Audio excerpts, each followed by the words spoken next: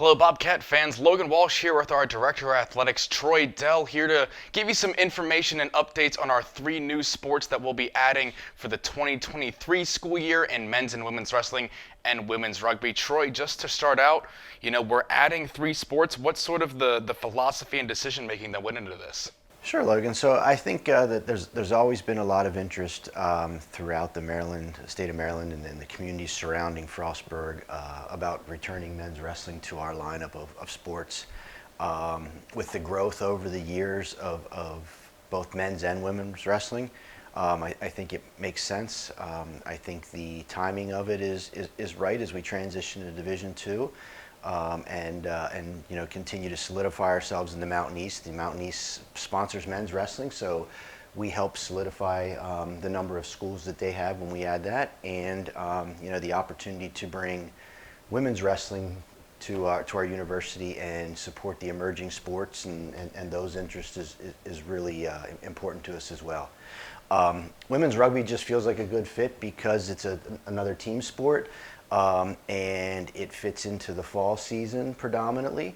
So, one of our big challenges is always with our weather and our climate, the spring season. So adding a fall sport, which is some of our best weather, makes a lot of sense. The other thing that it does is it provides, again, additional opportunities for young women, supports the NCAA's emerging sport program, and it helps us close the gap on our gender equity pieces as well. So there are a lot of wins there, and I think all three are going to be great.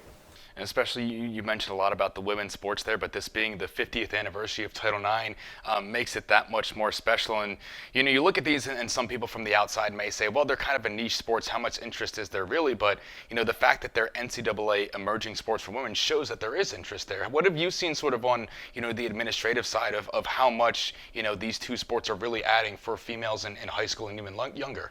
Yeah, so all the data points for both sports show growth at the high school level, especially in the Mid-Atlantic region where we're going to recruit from. The fact that adding these sports aligns with the 50th anniversary of Title IX is, I think, just kind of icing on the cake. I couldn't think of a better way to do it. As for niche sports and the emerging sports piece, we've done a really terrific job on this campus, bringing up acrobatics and tumbling. Katie Nunley has knocked it out of the park with her roster. We've become incredibly competitive almost overnight.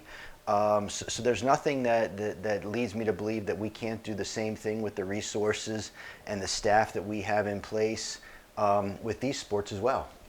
And for men's wrestling then on the other side, and you mentioned that we used to have it as a varsity sport way back in the day and got dropped about in the early 90s. And you look across the state of Maryland, and it's a little bit surprising for the region that in this area there is no real wrestling in Maryland. There's a few schools that offer it, but having that as sort of a flagship program for Western Maryland and West Maryland as a whole has to make you feel good that we can field a competitive team pretty quickly.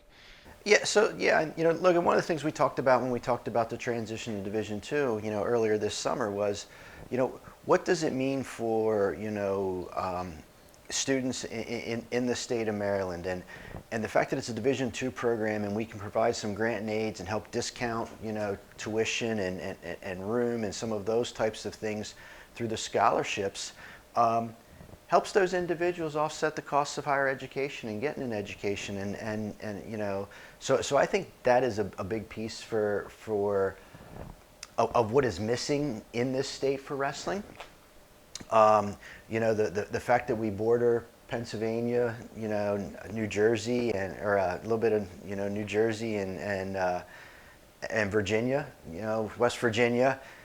Ohio, we can get some pretty decent kids that are pretty close. We don't border Ohio, but we can get pretty close to some really good wrestling, even with some out-of-state kids. But I think the core of what we're going to have is it's going to be, Maryland kids, and then we're going to fill in around with our regional and out-of-state tuition, or regional and out-of-state grant and aids, and I think we'll be able to build a pretty solid team pretty quick.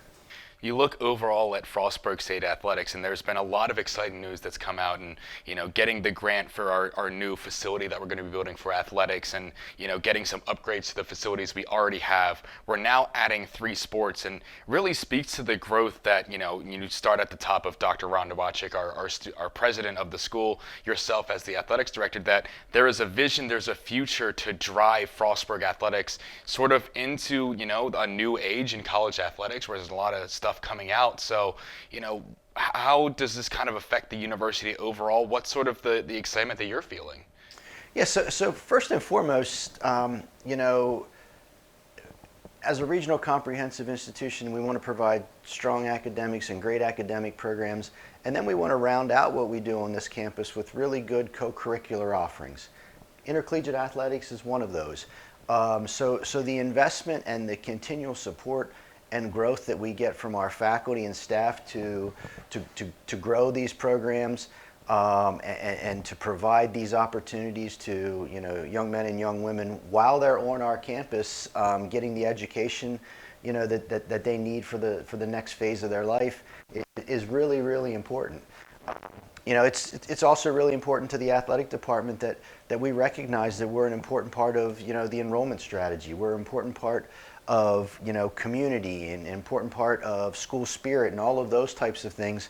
So all of these, the additions or how we go about our business on a daily basis, we're really strategic about how we do those types of things every day, so that we are an integral piece, but not the only piece. We want to support and be that co-curricular activity that stands out and brings pride and school spirit and all those things to the institution, and really to the Western Maryland region.